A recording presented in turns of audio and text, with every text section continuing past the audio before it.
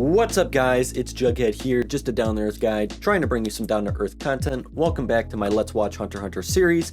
Today, in this video, I am finally fulfilling a promise I made to my Hunter x Hunter community a long time ago that I've either put off due to forgetfulness or procrastination. We are going back to the 90s. My next Hunter x Hunter video for the 2011 series will have to wait because I am finally watching episode 1 of Hunter x Hunter 1999 anime adaptation, because I have been told there is some useful and interesting context, story, and character development that is unfortunately absent from the 2011 adaptation of Hunter x Hunter, and it would be very good for me to at least go back to the 90s real quick to square box screens and watch episode 1. So that is what I'm going to do right here before I jump into Hunter x Hunter that we have been going through. Episode 39 is, I think, what the next video is going to be. Right after I finish recording this, I'm going to record episode 39. I'm probably going to upload them back to back, not in one video, because I don't want people to wonder, oh, where's episode 1 of the 1999 series that he promised he's going to watch, and then it's randomly just interlaced into the episode 39 randomly.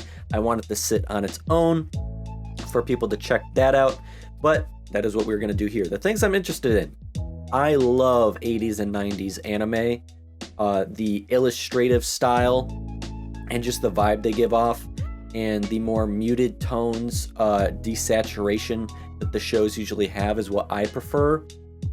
And I just want to see how the characters are illustrated. I want to hear the voices. I want to hear the music. I want to get the vibe of the show, and I want to see what is missing from the 2011 adaptation. Is it small things, or is it pretty? Am I going to be like, why the hell did they leave this out? This seems so important or impactful, or just, hey, you can have had a few more minutes to put that in. I don't know. But without any further talking, let's finally watch episode 1 of the 1999 series and see what I can bring into my 2011 adaptation Hunter x Hunter series that I have been growing and we have been enjoying so far. So I will see you in 5 seconds. So Hunter x Hunter episode 1. No, we're not starting over from the beginning. 1999 version in 3, 2, 1. Let's watch, shall we? We're watching this on good old YouTube because there is no copyright to this. Let me just say, I love 80s and 90s anime so much. The illustration, the vibe, it just hits different, man. I can confidently say 80s, 90s anime probably might end up being my favorite style. And then modern anime that still incorporates this, I don't even know this animation style. This music I already like better than the 2011 version. And we know the morals behind Hunter x Hunter, or at least their lack of. And already I can feel like Killua looks way different. So does Gon. Kurapika and Leorio look relatively the same, but the 1999 version of Hunter x Hunter, I feel like, I'll see it in this episode, does very little to hide the less than optimistic worldview that Tagashi made the story seem out to be. Like a more gloomy sense, unsaturated color tones, where like the 2011 version is way more colorful and polished, saturated, bright, and like sunshine rainbows type. This is more almost watercolor-esque. Very muted tones, which I prefer, honestly. It lends into what what is ever present in each episode in the show. This lack of morals, gloomy worldview. Boy going on a journey, leaving a sound of the wind. Okay, the music too slaps. I love the tranquil music And who the hell is that guy? The wind is getting... There might be a storm. The grandmother looks way different. Mito looks relatively the same. The mountain is like a father to him. That hits. That hits hard. He doesn't have a father. Nature becomes his father figure, his protector, where he feels most comfortable. Nature becomes like his family. He's only 10. I thought Gon was 12. I thought you have... Or does this take place a little before when he goes off to become a hunter and take the hunter exam? What did she... I want to go back. I want to go back real quick. I was talking too much. Gon keeps promises. He's a good kid, and he does keep his promises. We've seen that. I thought he was 12. This is the quote I want. Don't forget that you can be his mother, but not his father. I saw it right at the end, but I wanted to catch it again. You can be his mother, but you can't be his father. And I can agree with that to an extent. I feel like there are some things that a father can't teach that a mother naturally can, and vice versa. A mother can't teach that a father can. Does that make sense? I feel like you learn certain things from either parent, and you have to admit that if a child only has a single parent or something, it's unfortunate that they might have a harder time learning things, or that parent has a harder time teaching their child all on their own versus both parents. I feel like that's a fair judgment. Gon looks so different with the shorter... He has to be younger than when he goes off to the hunter exam. And this is some evil evolved Pokemon looking thing. This... Is that the baby version? It becomes that thing? What the fuck is that? Is that a hunter license? Rule states that any large animal that harms a human must be eliminated. I love a samurai. I love a katana use. He fucked that thing up. Already, this guy looks important, not important for the overall story, but like an epilogue or prologue. Prologue, right? What comes before? Prologue or epilogue? I'm stupid. Look at that hair. Oh! Slapped him. His voice sounds familiar. Or his voice just sounds dope. Ah, he doesn't have a father to teach him. He is disadvantaged. Hence why he's out in nature in the first place. I don't have a father. My mother died in an accident right after I was born. We already know that that's not exactly true. We don't know what happened to his mother. And I also know that, I already know because I watched the elevator scenes that you guys wanted me to watch a long time ago. I know that Gon's voice actress is the same voice actress that played Naruto, which is dope. I can hear Naruto so clear. Don't kill the baby! There you go. How protective he is. A beast tamer. One with nature, as always.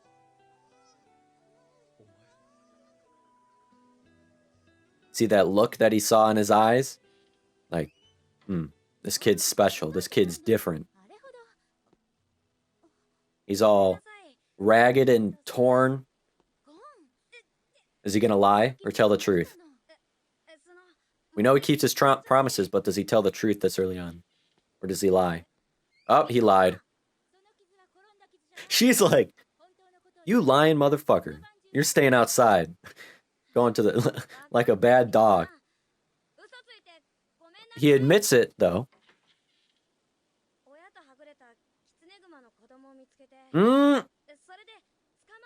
He's still lying.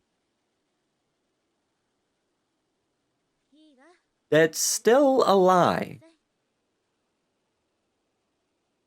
Is this supposed to convey that even Gon is not entirely, particularly morally perfect? Because that seems to be an impossibility in this world. Oh, he's taking care of the animal. Just chilling next to your dead mom. Chew. Do as you like. Okay, see, now I'm like, why wasn't this in the 2011 series? He's back again, new clothes, feeding the cub, burying the animal to pay respects. Honorable kid. A proper burial. Kite. He's a hunter. Oh, so this has to be well before. Oh, so this is literally just the intro to the 2011 series. So this is before he knew about his father. Oh, duh, that's why he said, I don't have a father. Hold on, going back again. He doesn't know what a hunter is. Because he said he doesn't have a father, so he doesn't even know about his father. So this obviously does take place well into the past, before he's 12. So it took the 2-year gap for him to find out about his father. He learns who hunters are. I'm looking for my teacher. The final exam is to is he looking for Ging?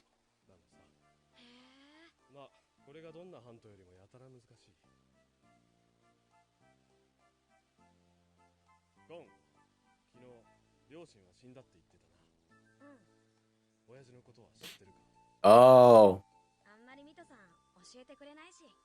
His teacher is Ging. Oh, Jin.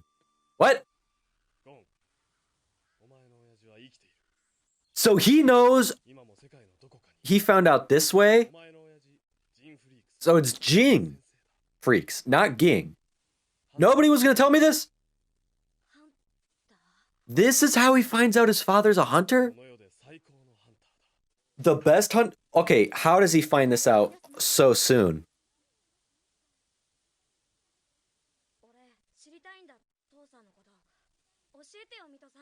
Huh. This seems like it was rather important. Oh, she called him out for lying? Now he's about to call her out for lying. Ooh. Don't be hypocritical now. Call her out. Call her out. So Jin, not Ging, Jin has a student. So this is where he learns that his father abandoned him. Oh, does it mean that I'm not? This is where all his emotions came from.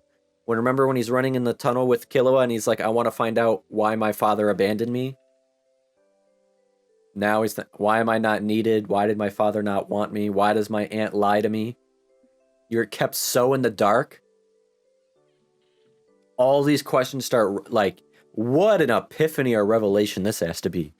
I can't imagine being 10 years old and finding out this information. Damn. How does a cat turn into a fucking bear?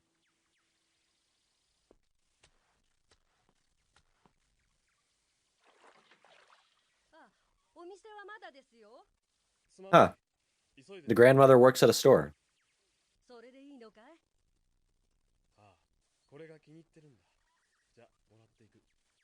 Are we gonna see this guy in the future? That would be dope.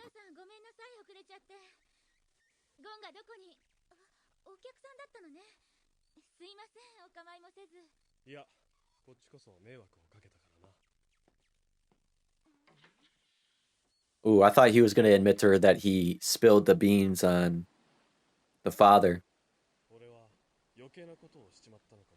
Yeah, you can think unnecessary, but is the truth unnecessary? Oh!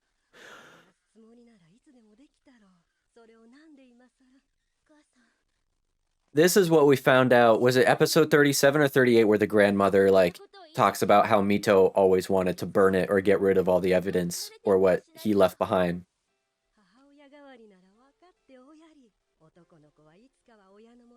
Yeah, if you're taking up the mantle to be his mother, you'll have to accept that children grow up, become adults, and leave their parents.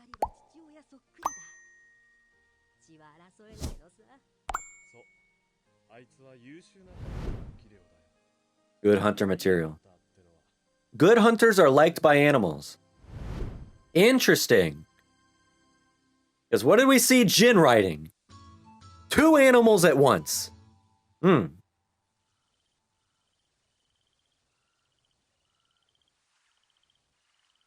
His outfit is so... Was that in episode 1 of the 2011 series too? Was he wearing that? You can take it when you're 12. 2 years from now. Spend your time any way you want. Oh, that wasn't a hunter license, a hunter exam card. Ooh, he's a... Oh! Is this when he's still 10 or when he's 12?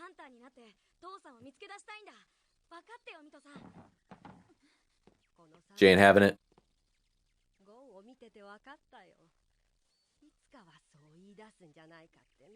So it has been the time skip.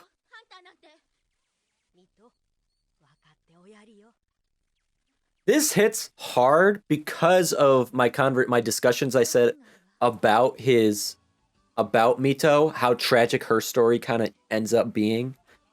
Always left behind.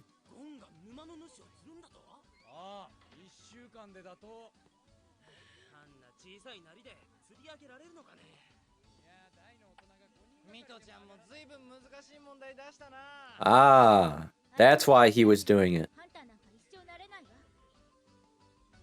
That's why he was fishing in the beginning episode. Were we told that in episode 1 of the 2011 series, why he was getting that fish? I don't remember. It's been so long.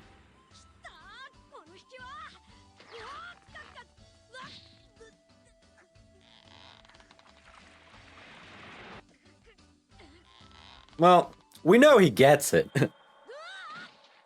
Oh. Never mind. Maybe not this time around.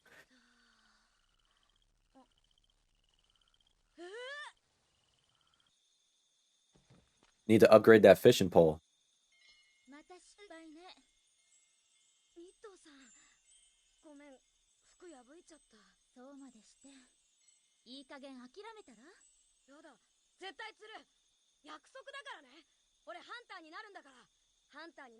Her eyes shaking like that. You can sense the resentment in her voice that isn't as present by 37 and 38. Went on long journeys and came back only a few times. My sister was sad when Jin was gone. She has a sister now? What?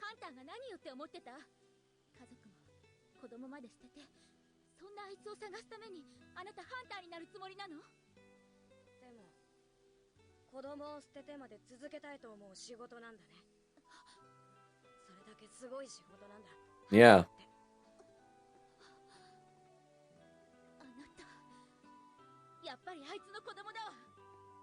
It's in his blood to act this way, think this way, feel this way. She doesn't want to be left behind again.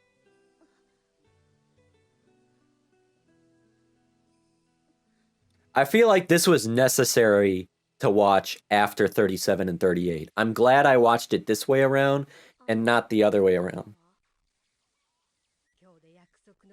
I feel like it's way more impactful to have watched 37 and 38, understand her there, to then see it this way.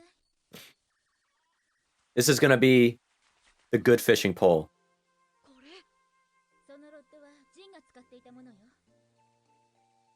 Wow. So we also know now, or I know now, that the fishing pole he uses is his father's. And now she's slowly starting to open up and accept.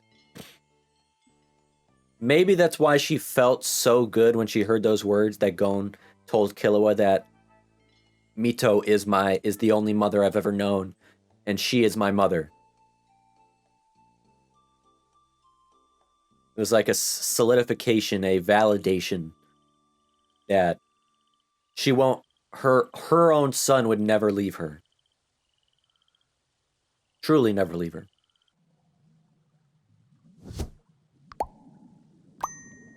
There's that fish.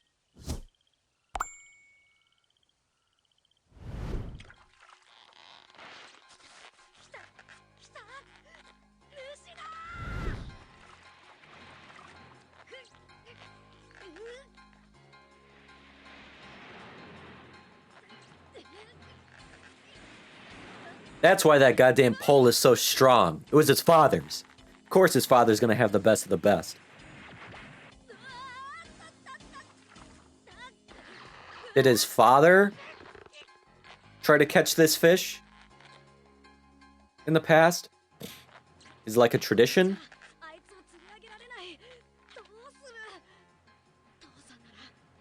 Yeah, what would his father do?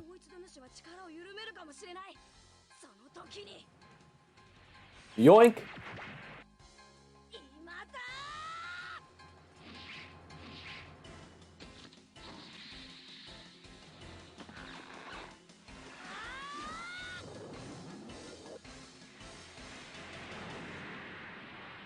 God damn. Okay, that fish is way uglier than the than the one I saw. This thing is like 3 animals in one. I wouldn't even want to eat that thing.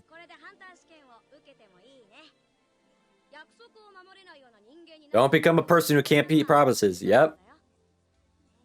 Don't be a hypocrite. You don't want him to lie? Don't lie yourself. You want him to keep his promises? Keep your own.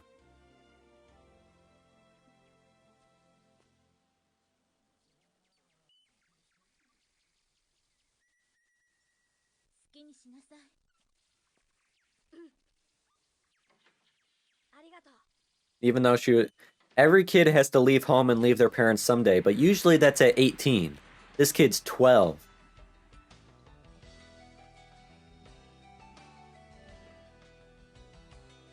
Oh, so it didn't die.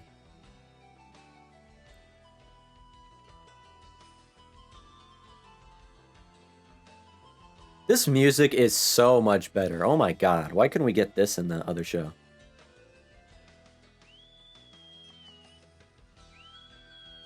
I'm just a sucker for a flute, I guess, or something. He's nice! He's a nice animal! He grew up. In 2 years, he became that fucking big? He proved that guy wrong.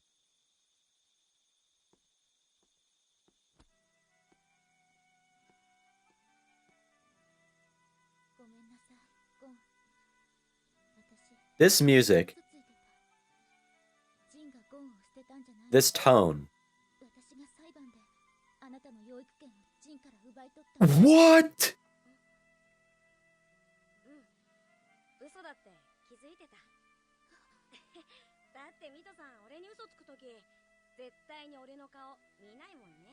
What?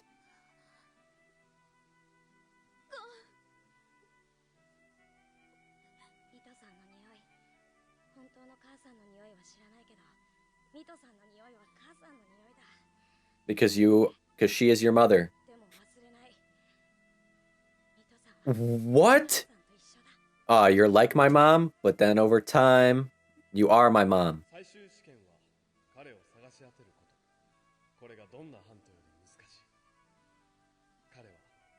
Dude, is that canon? Is that actual fact? Look at all his animal friends. That changes everything. I don't like that. I honestly don't like that. That paints a lot in a different light.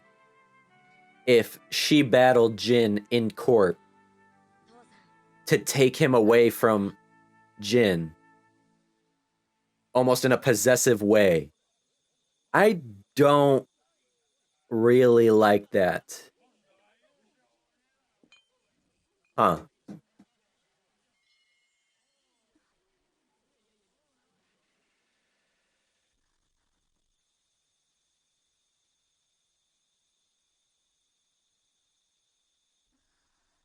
What are you looking at?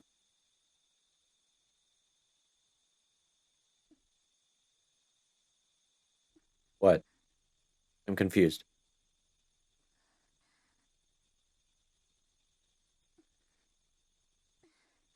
Just feeling some type of way because Gon is gone? It's so dark, I can't even see what the hell's on this. Like, was that his bedroom? Oh, that was his bedroom. I was so confused. Like, what am I looking at? 360p is hard, man. Wow. That was something else. I just want to look at the preview. I want to see, because I want to see the other characters and stuff. Next time on Hunter x Hunter. Wow. This episode was something else. So, let's get into this. You're going to be hearing a couple very strong opinions from me scattered throughout this discussion. This episode is very controversial to me.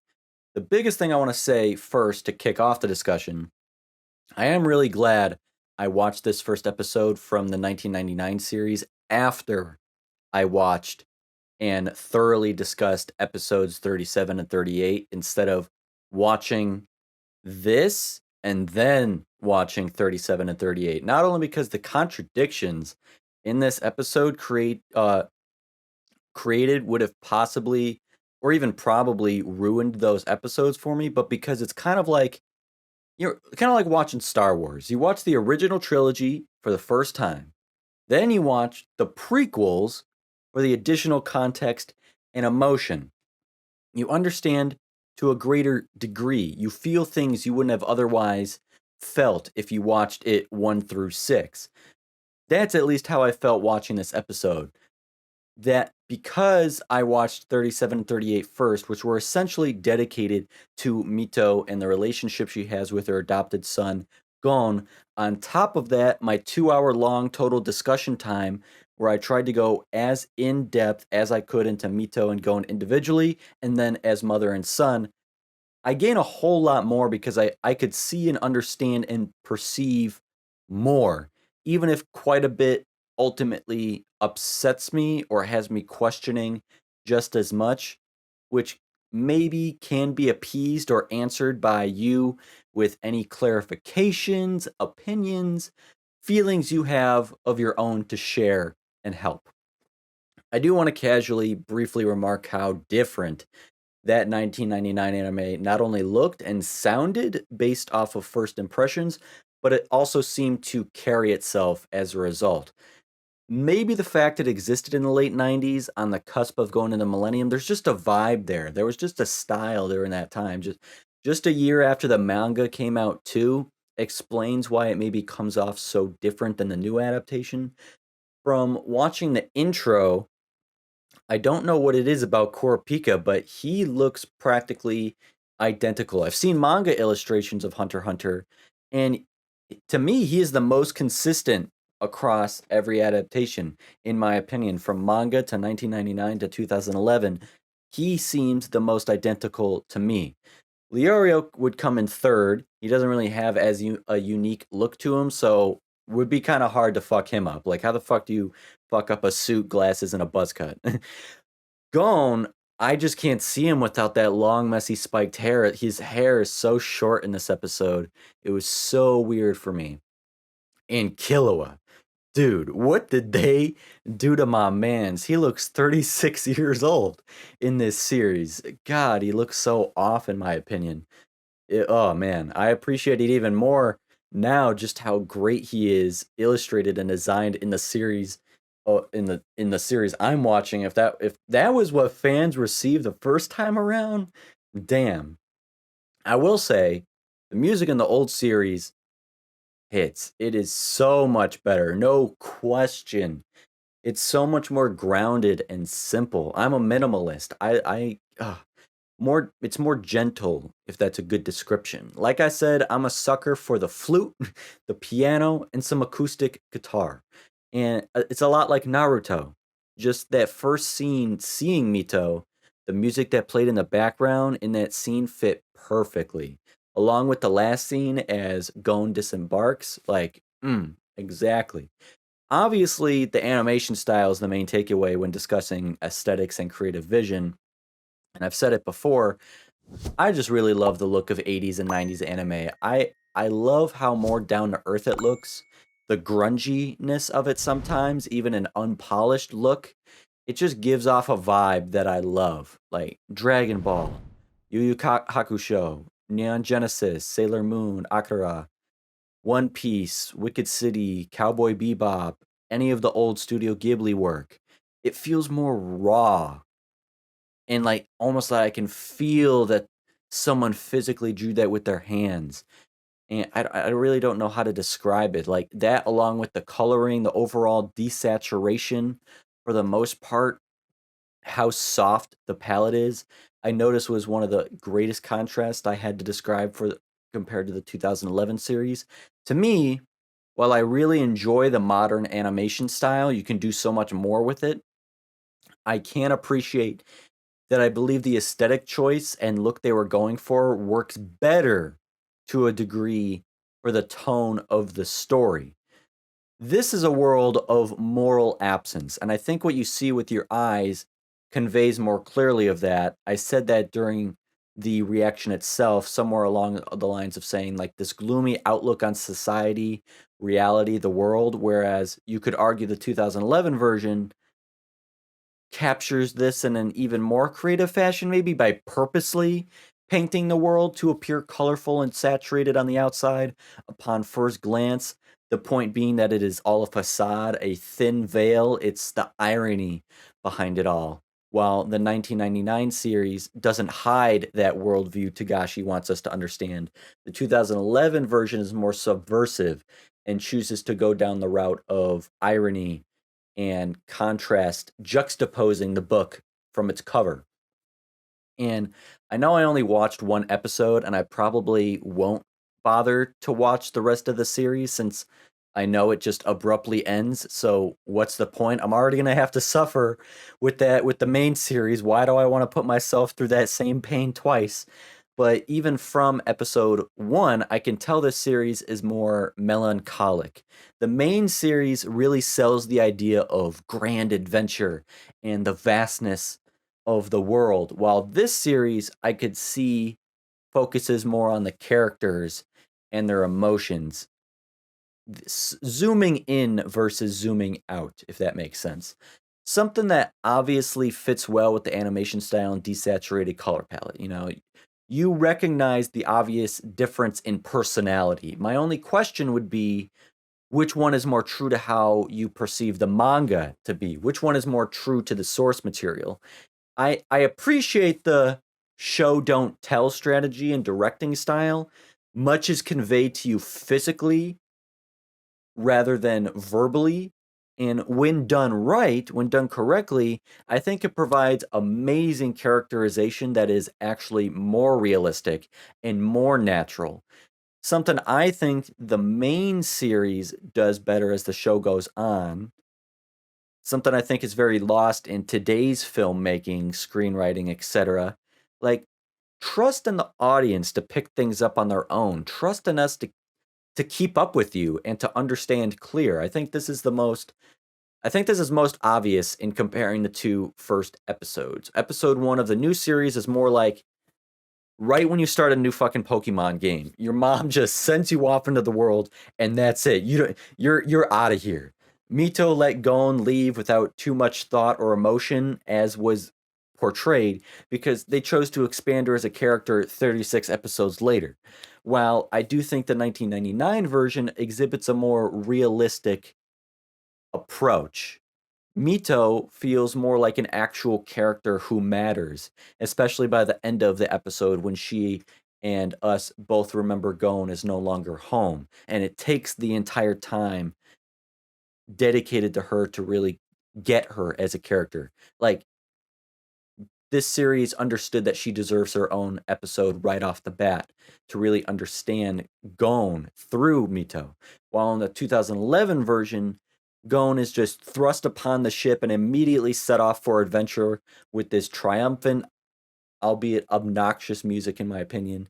Smiles, excitement, just leaving everything up behind like it doesn't matter. We don't even know what he left behind. That's how vague it was. While here, we literally cover 3 years of Gon's life across the span of 20 minutes.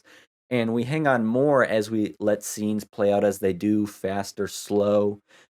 The atmosphere is bittersweet, melancholy. We witness better both sides of the story, the perspective of the mother, the perspective of the son, ending in overall ambivalence as to what is going to transpire after this as Gon disembarks on his raft down the river and Mito goes back in her house. But going into the story, even if I'm almost 40 episodes beyond this point in time, I already know the events that take place. It only takes one quote to add something of value, you know, and that's how I viewed this episode. I knew it was going to be more subjective than objective. I just want to hear the dialogue. I love dialogue. I want to hear our characters speak. I want to hear the character development grow through words, and it always shines through. You know that's me. I'm the dialogue, monologue, verbal person. Like immediately you get that with the line from the grandmother that hits so hard, gives you so much in so few words, portrays what I've come to learn in 38 episodes in one sentence. The mountain is like a father to him. Such a powerful line. That is not uttered in the other series. Something you could only hear by watching this episode. I don't even know if that line exists in the manga. I don't know how to describe it. I know exactly how I feel about dialogue and the power of script writing, but I can't put it into words. I can feel what I want to say, but I can't say what I want to say. It pisses me off. It just goes to show how shitty I'd probably be as a screenwriter or a script writer. It's like, I already gave my Star Wars example, might as well go into my Harry Potter example. Those are my two crutches when I'm describing things. Imagine how much certain Harry Potter fans, for example, miss out on by only ever watching just the movies and never having read all the books, all the intricate details, the meaningful conversations, whether it be a whole paragraph, a whole page, or one sentence, the emotional context to scenes, such as like Remus asking Harry to be the godfather to his son and how all that plays out emotionally, or uh Ginny reminding Harry that she too was possessed by Voldemort once, and while he might have forgotten, she can never forget. Or imagine you heard Michael Gambon's, why did I say it like that? Michael Gambon's voice as Dumbledore when he said to Harry, "You do care. You care so much you feel as though you will bleed to death with the pain of it after Sirius died." Or one of the most emotional quotes I'm most upset was cut from the films was Dudley telling Harry, "I don't think you're a waste of space." I think an episode like this was especially important to watch as you guys told me so. No wonder so many of you insist that I watch this episode in particular, because it being so dedicated to Mito and Gon and almost nothing else. Everything said and done in this episode pertains to them, so there's so much to be learned or gained or appreciated in this episode for two very important characters with a very emotionally important relationship and past. Gon, our main protag, and Mito, his mother and most important person in his life outside of maybe Killua and his friends and stuff. And the mountain is like a father to him. You see Gon out in nature so much, spending almost all of his time there, and you ask why? Well, because it may be the closest thing he gets to the comfort of a father.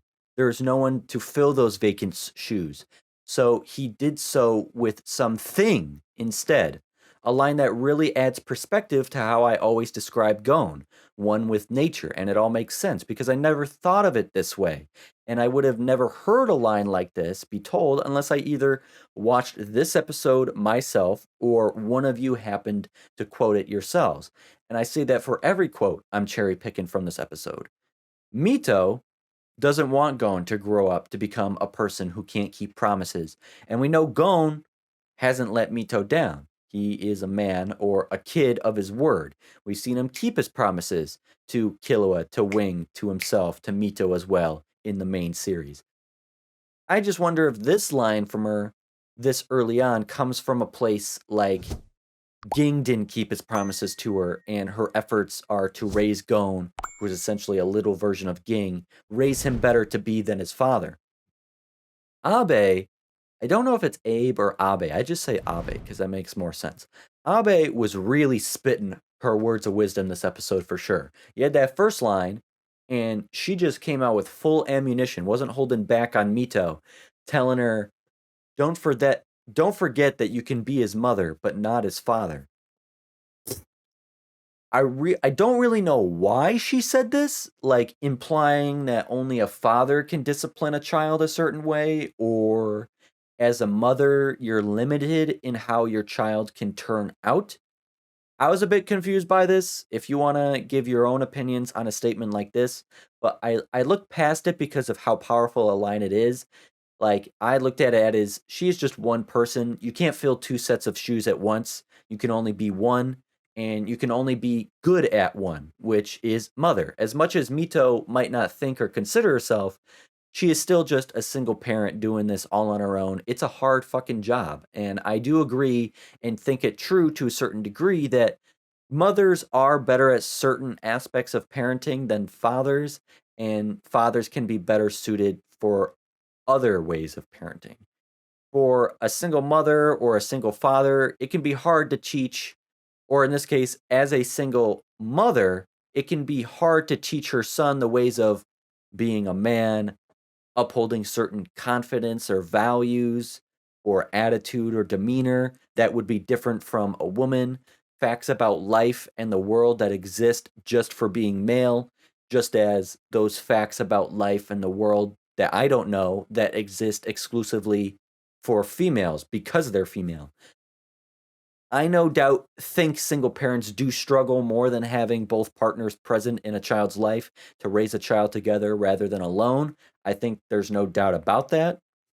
Trying your best to make sure that they turn out all right, knowing that like you're only operating at 50% because your other 50% isn't present.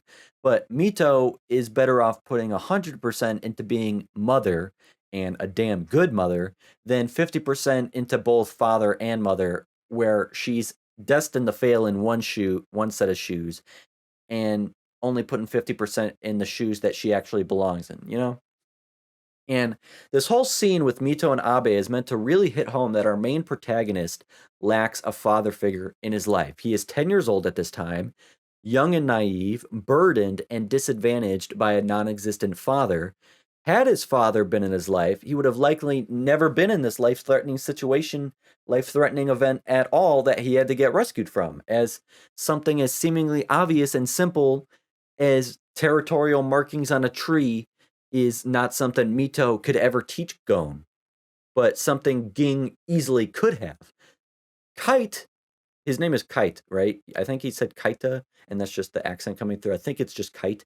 Kaita slaps Gon across the face, yelling at Gon, asking, "Didn't your father teach you any of that?" And Gon just wants to cry, but he doesn't. He just stands up, calms down, and openly speaks to him like he has just grown to be comfortable and accept the life and the world that he knows. I don't have a father. My mother died in an accident right after I was born. I live with my aunt. Completely objective statement. 3 sentences, so powerful. Straightforward.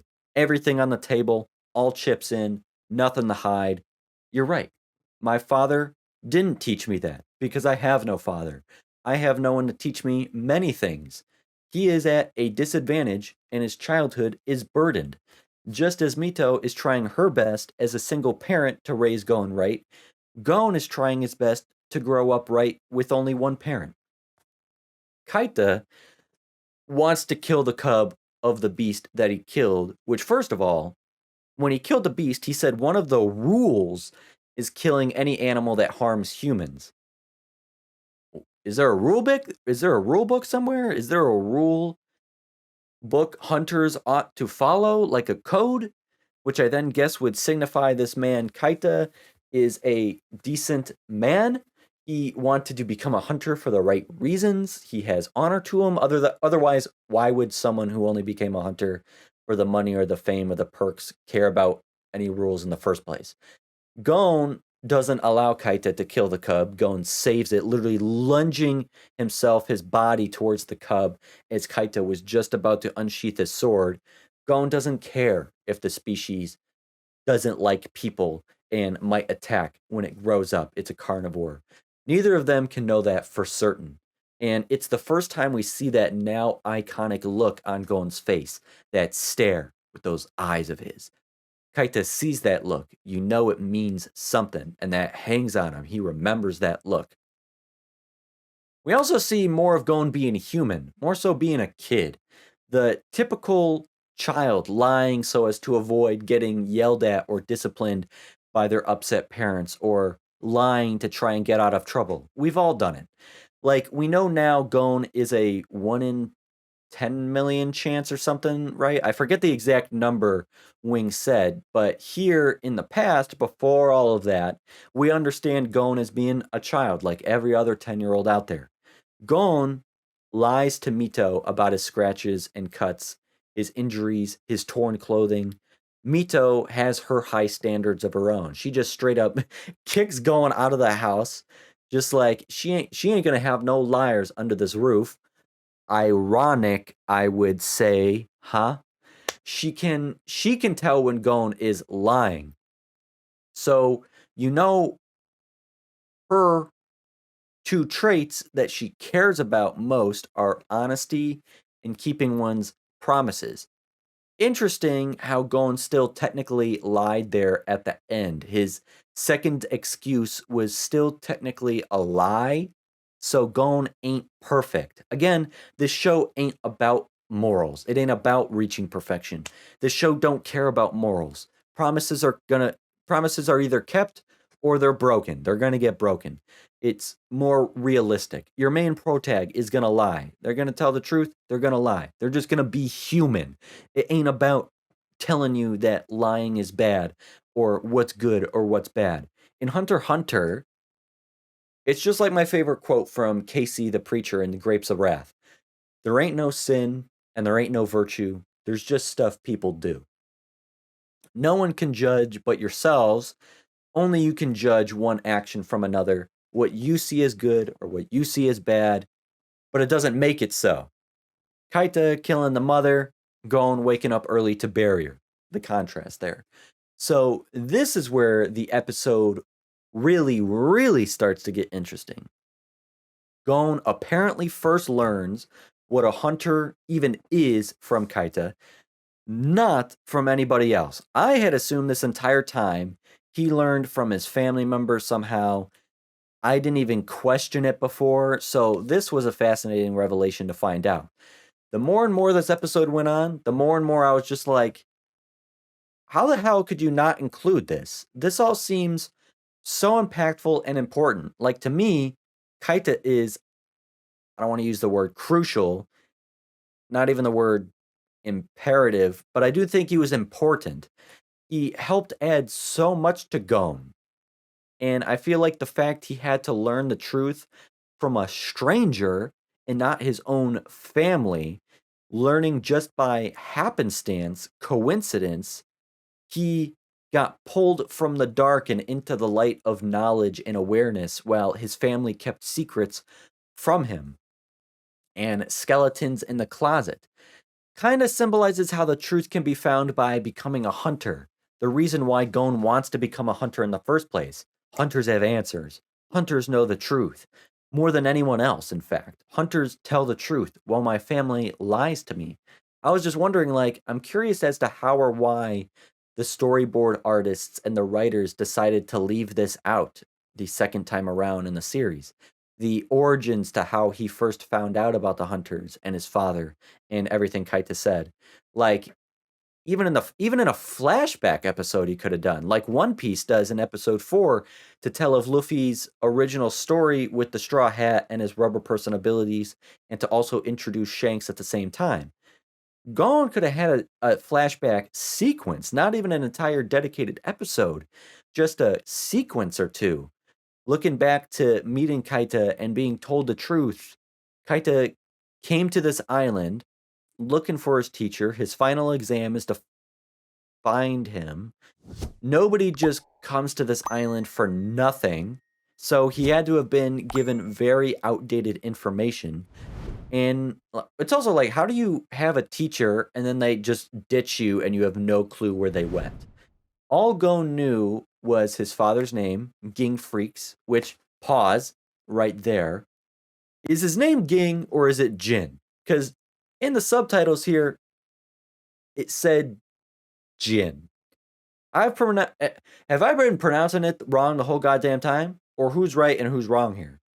This show contradicts so much and gives you such random ass wacky info. I don't even know what to believe. Is it Jin or Ging? Or Jing? Or what? Kaita obviously knows his teacher's name is Ging. I'm just going to say Ging, okay?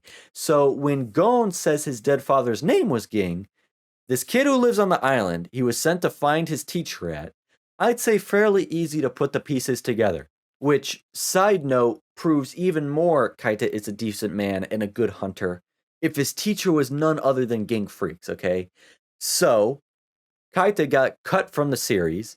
The guy who told Gon what hunters are is the first hunter he ever meets, is the one to reveal to Gon that his father is not dead, he is alive, somewhere out in the world. But not only that, Kaita tells him his father is his teacher, the one he is looking for. Kaita is the one to tell him his father is not just alive, he is a hunter, and not just a hunter, but the greatest hunter in the world. And you're going to tell me you're going to cut that character out? That is something else, in my opinion. Also, having your teacher be the greatest hunter on the planet is a huge flex. A lot to live up to. Though obviously not as much as Gon has to live up to. But this is where shit got iffy for me, okay? This is where so much starts to get contradictory or convoluted. The 2011 series implies Gon knew absolutely nothing about his father except for his name. He knew he's a hunter, and he abandoned him as a baby. It is not until him and Pakal attempt to look up his father that he finds out his father is a big deal. Satots, right after that, also tells Gon, or more so infers, that Ging is a truly great hunter that he looks up to, possibly one of the greatest hunters out there, or at least one of the greatest in his eyes, personally, subjectively.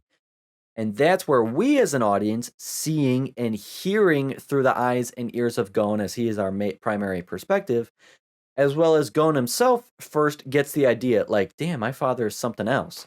But here, apparently, Gon knew 3 years ago his father is alive and he's the greatest hunter in the world, which I think would have carried much more weight during the exam. Like, oh shit, the son of the world's greatest hunter is here? But no. Like, is this still considered canon in the new series and just something that occurred off screen of sorts, a past unseen event? Or does it operate more so along the lines of, if it isn't expressed or it doesn't take place in the actual series, it's omitted from canon? Like, are both series considered entirely separate and shouldn't and can't and don't get mixed together to form one singular story that's as accurate to the source material as possible? Or no? Like, that just seems to be a glaring plot hole to me. And there are a lot of plot holes and continuity breaks created after watching this episode. But to capture the emotions here, you really have to think as a 10-year-old. The moral dilemmas that arrive from the pain of hypocrisy and secrets and lies spat right into your face by someone you thought to trust most and the one closest to you. 10-year-old brains are dumb. There's no way they can understand certain things and such emotional, complex things like this. Gon gets in trouble for lying earlier by somebody he obviously looks up to. So then, just as he lied to her face, she goes and lies to his face when he asks about his father, painting her as a hypocrite in Gon's eyes before he even knows what that word even means. He sees her as a liar, somebody hiding secrets from him, keeping him in the dark, and he doesn't know why. Again, 10-year-old brains just aren't capable. So you got to place yourself in his shoes to really feel for the emotions you got to be feeling as he tries to take so much in and process, again, as a 10-year-old. I'm 24. That shit would fuck me up. Mito, telling him his father was nobody special. He died shortly before he was born. Nobody special couldn't be a bigger lie to being told his father is actually the greatest hunter in the world. Also, being told his father died before he was born contradicts what Mito said in the main series that he and the mother both died together in a car accident. And man, you can see the pain in his eyes. Sitting under the tree, legs curled up, head in his lap, he looks exactly the same way he did on Zevel Island after Hisoka humiliated him. Feeling absolutely defeated, lowest of the low. Such a melancholy look on his face, just stares into space, staring into the abyss, the void, just thinking, wondering why his Aunt Mito, essentially his own mother, would lie to him. Why she values truth so much when she doesn't give the truth to him. And if his father is truly alive, why is he gone? Why is he missing? Why is he absent? Why doesn't he visit him? Does it mean I'm not wanted? I'm not needed? He asks to himself. A 10-year-old kid wondering his worth. Just imagine the reality in the world that just gets flipped upside down like it has for him. All these questions beginning to swirl in your mind. Gon just close to letting go and breaking down in tears, questioning his worth, his value, doubts what love he actually has from people, maybe begins to think of himself as a burden, and therefore that is why he is burdened. Again, a 10-year-old brain trying to justify why one would lie to him and another would abandon him. Also, why does Mito call Abe mom? Isn't she Gon's grandmother? And since Ging and Mito are both cousins, that would make her Mito's grandmother, not mom.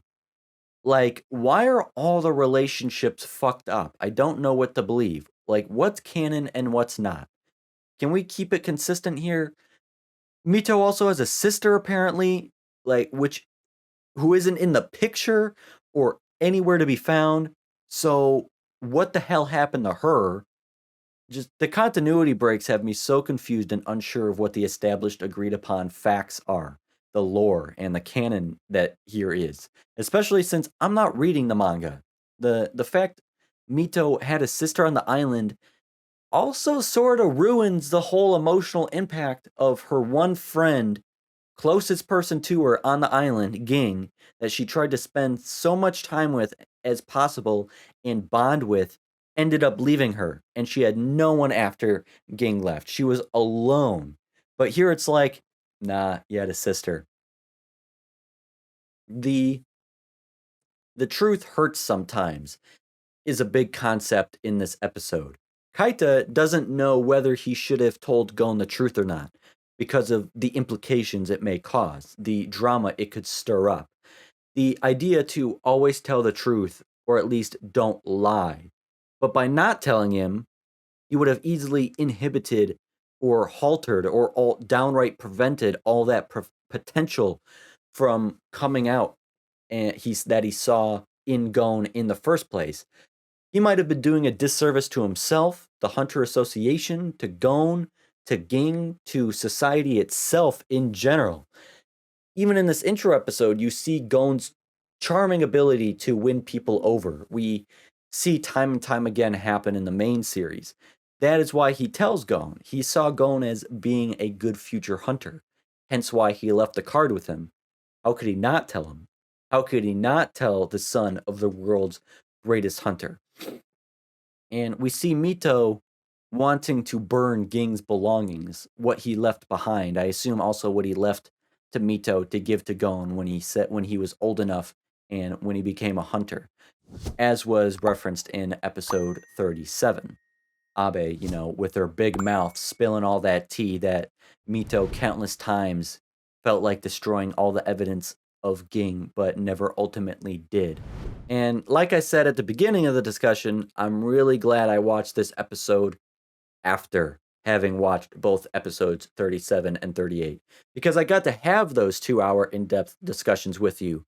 And so then I got to essentially go back in time with an immensely valuable more aware perspective and perception when I see Mito and empathize with her emotions.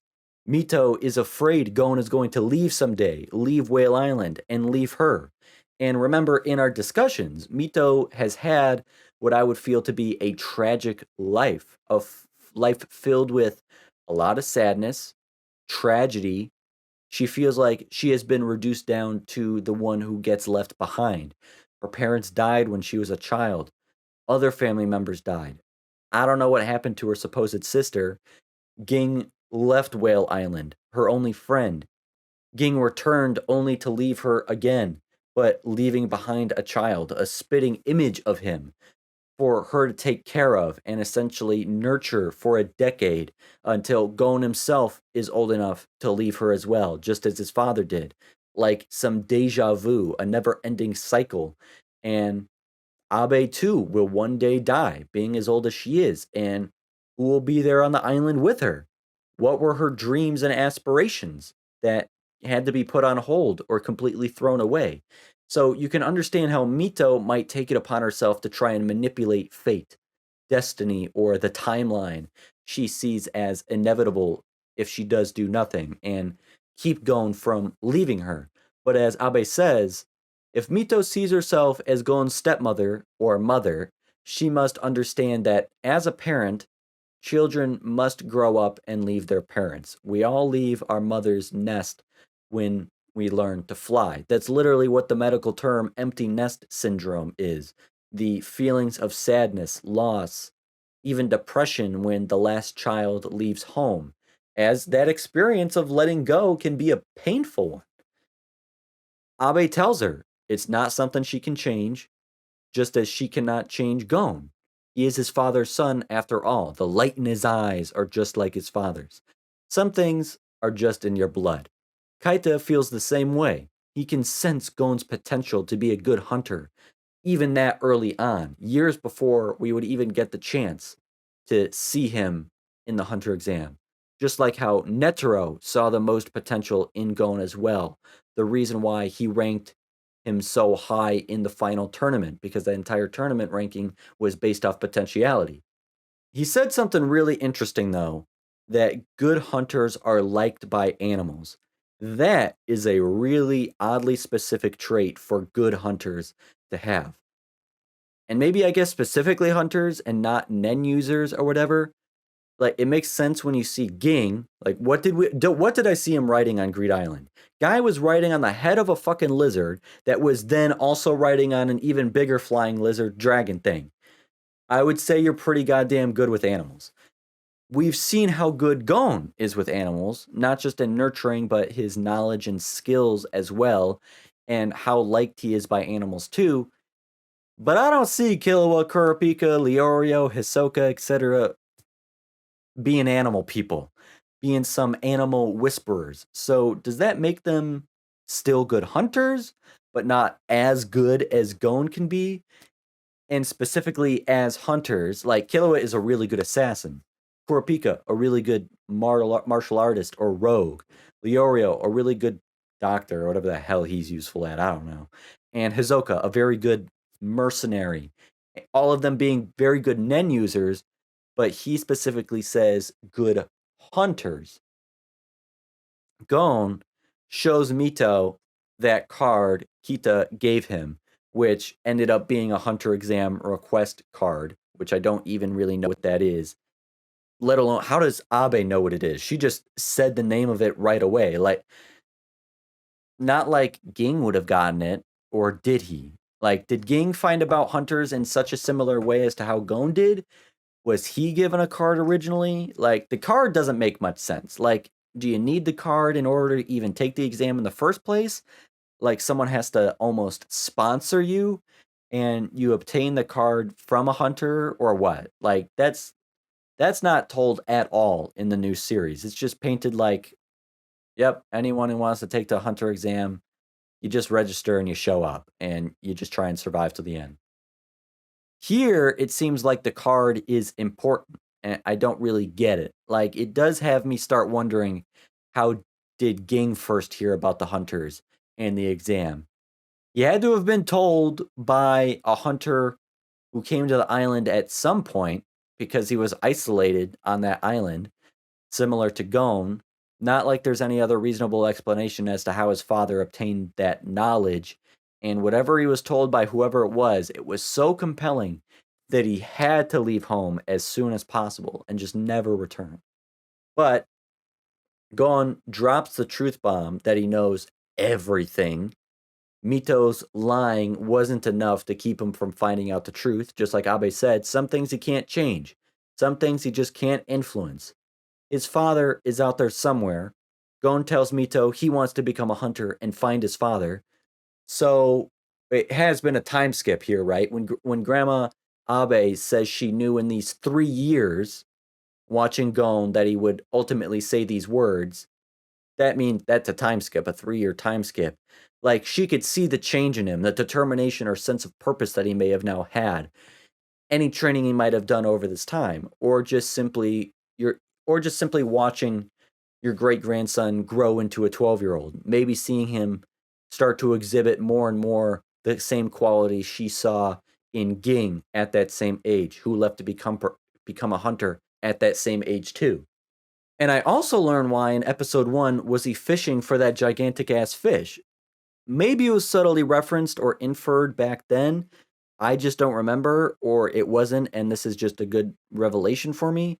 Here, Mito is the one who tasked him with fishing out that monstrous fish as a test to be worthy of leaving home. I don't think that was said in the episode, or else I'm sure I would have remembered that. They probably cut that out because without all this prologue stuff that they also cut out, it wouldn't have made much sense or had as much impact as Mito says Gon can never become a hunter if he can't even do this. It makes me think, did Ging do this before leaving and becoming a hunter? And it's kind of just like the blueprint. And she wants to compare Gon to Ging. Or she just knows how hard a task this is because she works at a bar where she can overhear a whole bunch of patrons or people talking, so she knows a lot. As the background characters say, 5 men together couldn't even bring that fish out. So Gon must possess the strength and will greater than that of 5 grown men to get that fish out and fulfill Mito's condition. So she must want to make sure she raised a strong son. He fails and fails and fails, but we know Gon's drive, his determination, how goal-oriented he is. He isn't a quitter. She wanted to raise a son who kept his promises. She said that at the beginning, and he promised to catch this fish, and he promised to become a hunter. So it's pretty much just like writing history before it takes place. And I still couldn't decide fully whether I felt like Mito genuinely wanted Gon to fail or not. I think she did. I think so. She wanted him to just quit and give up. Just put this all behind. Just stop. Just not understanding why Gon would want to see the man who left him when he was just a baby. You can indeed sense the resentment in her voice, or the jealousy, or the envy. I'm not sure. Ging, after all, did leave his son and family behind to become a hunter, but to Gon, his argument back is that there must be something to that life, to that career. There must be something special or meaningful or powerful to it all that made it worth it to abandon his child and family forever. The opportunity cost must have weighed in the hunter's favor. He wants to find that out for himself. That's what he told Killua in the tunnel running up the stairs. I want to find out what was so worth abandoning me for. It must be a great job, Gon says. I'm pretty sure. Yeah, that's why I had to pause. I didn't know what he said. Yeah, he said it must be a great job. And you can see that hits Mito hard. It knocks her back a bit because she can see Ging in him. He really is Ging's son. Gon is feeling the same things Ging felt, and she must worry it will all happen all over again. Gon is rationalizing the same way his father did, and that's what scares her. But as capable as Gon may be, Gon did need some help fulfilling this promise, however, and it was just so cool and even more symbolic to see Mito, after her conversations with Abe, tension with Gon, witnessing her emotions and hearing her words. She gives Gon his father's old fishing rod to help him achieve what he wants to achieve. She's done trying to change what can't be changed. Gon found out about his father and hunters, whether she liked it or not. Ultimately, Gon would have caught that fish and left whether she liked it or not. So why not give a supportive push instead of a fearful pulling? I feel dumb. I probably should have known that the fishing rod Gon uses would have been his father's originally. That was also probably said somewhere in the 38 episodes maybe I've watched so far, maybe not. Again, I feel like that's something I would remember or have written at least one sentence of in all of my notes I possess, but I don't have it anywhere. And Gon does ultimately catch the beast, which was one ugly motherfucker. I don't remember it being that ugly before with the creepy lobster legs and the ugly face. Gross. And so, Gon kept his promise, only right for Mito to keep hers, and she does. Be someone who keeps their promises, which over the course of 38 episodes, I've seen that be true, and tell the truth. And I know that to be true too. The person who instills these values into you has to live by them as well. Mito lied before, disappointing Gon just as he disappointed her when he lied. Things like that hurts people, you know? So try hard not to do things that hurt ones you love and care about, which includes telling the truth and keeping your promises. And I just love how that little animal who looks like a little tiny kitty cat, despite witnessing his mother being killed, grew up by the nurturing, feeding, and company of Gon, grew up to be nice. Still a beast of an animal, gigantic, third evolution Pokemon. In 2 years, grew that goddamn big, like Clifford the Big Brown Dog, but embraces Gon. The two are friends, completely proving Kaita wrong when he wanted to kill the cub in the first place, but proving Kaita correct by being liked by animals, even one that 9 times out of 10 matures to be a man-eating beast. Gon, through his love and affection and affinity with nature, raised that one animal differently. And I love that. Though, here we come with the big part of this episode that almost ruins so much for me. One sentence that completely alters my outlook and opinions on so many things and contradicts even more. The one line from Mito that honestly kind of upsets me, confuses me, changes me. She looks over to Gon as he is sleeping, sounding almost teary eyed and sobbing. She apologizes to Gon, saying, admitting she was lying to him. She says, Ging didn't leave you. I took away Ging's custody of you in court. Like, bruh? I don't know how to feel about this. I'm gonna be talking about the main series here. For 38 episodes, it has been presented that, and reaffirmed even more in episodes 38, 37, and 38 specifically, where we got the most information and context, that Ging decided at 12 years old he must do something. And what that involved was leaving Whale Island to become a hunter.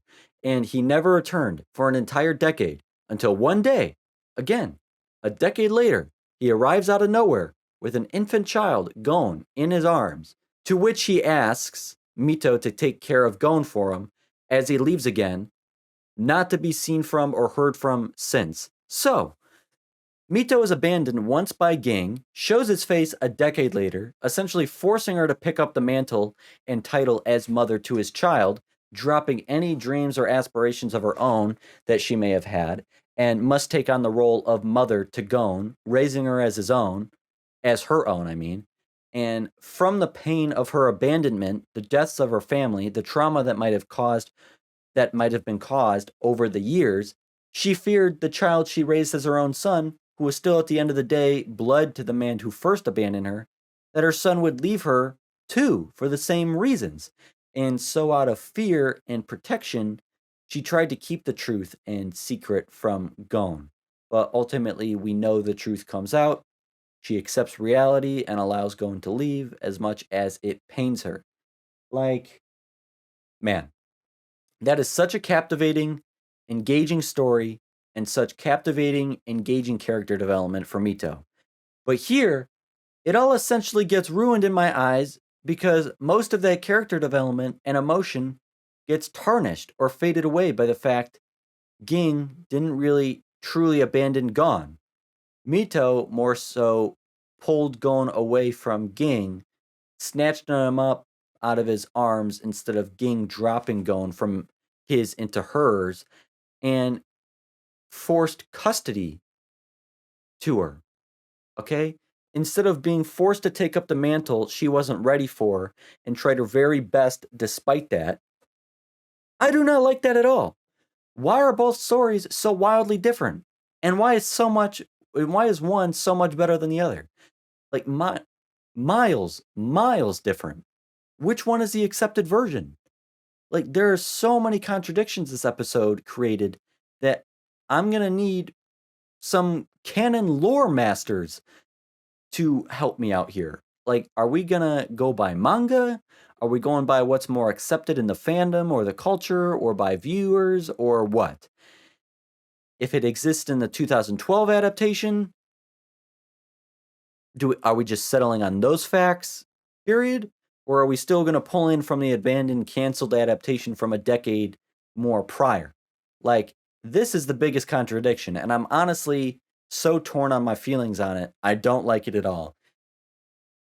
If that's the real truth, and it's stated in the manga as well, then I'm sorry, but I see Mito in a completely different light now. A lot of my discussions and thoughts and opinions and feelings and theories, just everything, so much getting changed or flipped or canceled out, you know?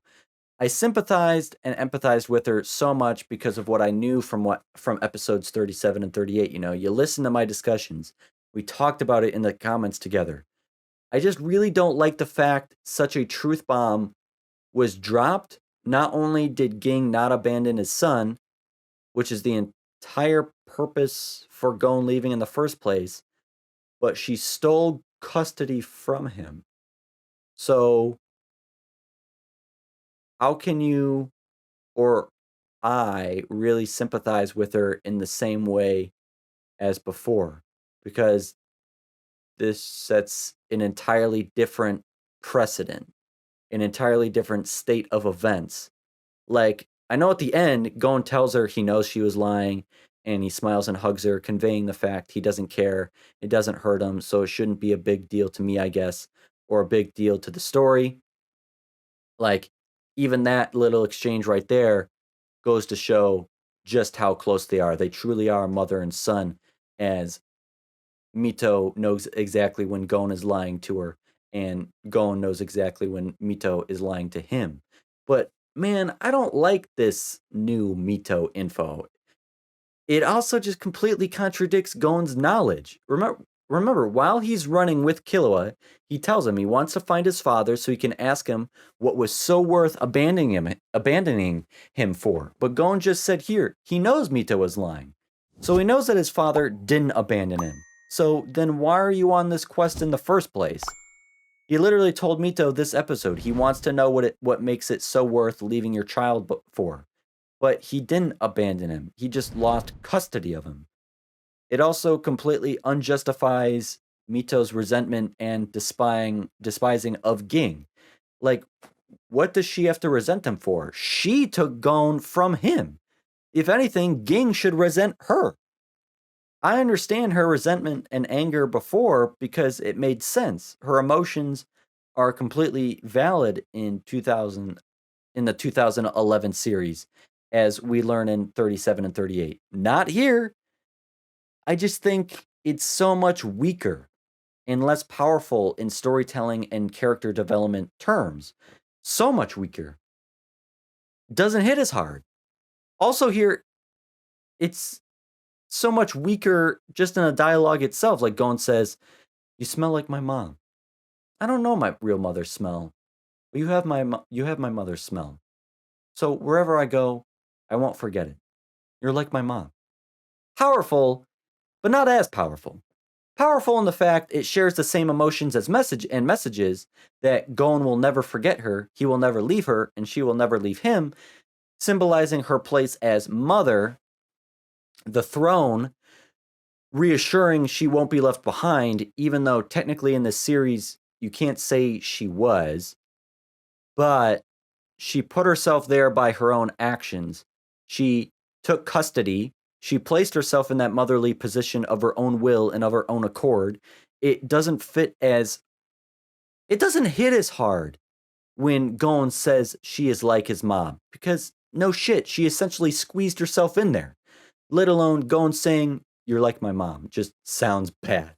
Whereas episode 37, Mito receives the ultimate validation and reassurance when Gon tells Killua he has never met his real mother, but doesn't wonder about her, doesn't wish to know about her or find her, because he already has a mother. That isn't a void in his life he needs filling anymore. Mito is the only mother he has ever known. Mito is his mother. That was such a powerful statement from Gon. And you can feel how something like that, with which Mito overheard, would eradicate all fear, all anxiety, all sadness from her heart, mind, and soul over her abandonment issues, her trauma, her past. She took on the mantle of mother that was forced upon her by surprise at such a young age out of absolute nowhere, battling the existing resentment she already had and sadness, now mixed with even more on top of it, trying her best to be a mother, and hearing those words from Gon, letting her know she isn't just stepmother or like his mother or a substitute or filling in any shoes, she is his mother. And not by her forcing it, but through the love and affection and care he felt from her. And he is her son. To me, that is just so much more engaging and so much more beautifully written. That captivates me. That engages me. That speaks to me. This revelation and way of telling Mito's story, despite depicting Mito better as a character with feelings and relevance in Gon's life at the start more than the 2011 series handled her, it doesn't speak to me at all. I vastly dislike it, which is all subjective at the end of the day. So it's just so weird. I can understand it. Like, Mito is upset about Gon because she doesn't understand why he wants to see the man she tried so hard to rescue him from. Did all that, even go in the court, did all that to give him a better life, guarantee that life for him. Maybe Ging isn't good. That's what I'm almost sensing or anticipating, the don't meet your heroes type thing. Maybe Mito was right doing that and she did the right thing. I just don't like it. I can't help it. I have 38 episodes under my belt in the official real main series. I want to stick to that. I was told to watch this because the amount of additional context and emotion contained in this episode, I just don't know what to filter out and what to keep. So maybe you can help me by telling me what I should filter out and forget about, as it is not canon or not accepted, and what should be kept in mind. Like, I imagine I should remember and acknowledge Kaita. Would be super dope if we see him in the future. And even though we'd be meeting him for the first time, even though we should be meeting him for the second time. And that whole historical telling as to how Gon originally found the truth, how he came to know what hunters are, how he got the opportunity to take the exam in the first place, since that isn't described in either 37 or 38. So that does answer questions and ties up loose ends that I do have. The fishing rod being his father's is important and very cool to know. But then the whole Jin or Ging thing is like, is Jin a mistranslation? Stick with Ging? I'm sticking with Ging. Unless I'm explicitly said, it's Jin. Also, relationship dynamic things like Mito having a sister, Abe being Mito's mother. What's up with that? Let's clarify this. Ging being the world's greatest hunter, is that true? Or is that information purposely left out in the new series because it's meant for later on? Or is it actually not the greatest, but one of the greats? Like, I think Netero would be the world's greatest hunter, hence why he would be chairman. But what do I know, right? Apparently, I know nothing, actually, because this episode flipped a shit ton of stuff upside down. I got lied to like Gon was by Mito. What the hell, man? So, yeah, I'm really glad I did watch this episode. I'm happy I finally stopped procrastinating and finally fulfilled my promise I gave after so many requested and advised I watch episode 1 of the 1999 series. I did indeed gain a lot from this episode. I appreciate the blessing and coincidence I decided to watch after 37 and 38 and not before. But like I said, anyone who can help me get facts straight, comprehend lore and backstory better, inform me as to what viewers, readers, you all filter out, stuff like that. I'll have already watched episode 39 by the time this is out, since I watched episode 39 literally right after I recorded my reaction to this episode. But I doubt that'll mean anything since episode 39 ended up being dedicated to Kurapika.